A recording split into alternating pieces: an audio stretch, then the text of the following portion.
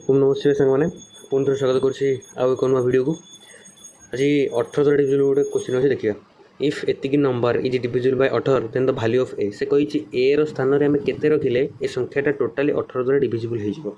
तो देखो संगे 18 द्वारा डिविजिबल माने जो संख्या 9 आउ 2 द्वारा डिविजिबल हो से संख्या 18 द्वारा डिविजिबल हे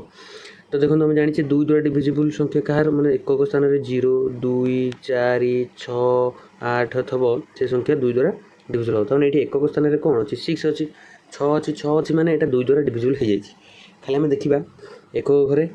ए स्थान में कौन पकेले से संख्या 9 द्वारा डिविजिबल हो 9 द्वारा डिविजिबल माने 3 द्वारा जो संख्या डिविजिबल से संख्या 9 द्वारा डिविजिबल हम 3 द्वारा डिविजिबल तार नियम कौन अच्छी सम ऑफ ऑल डिजिट्स सम बोली माने 1 2 3 4 6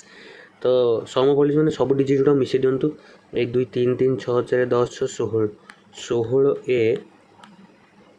16 प्लस ए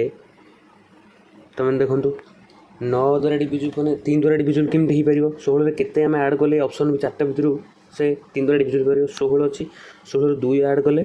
2 आम जब ऐड करुचे 16 प्लस ए स्थान में 2 नहीं गले आम 16 2 ने 18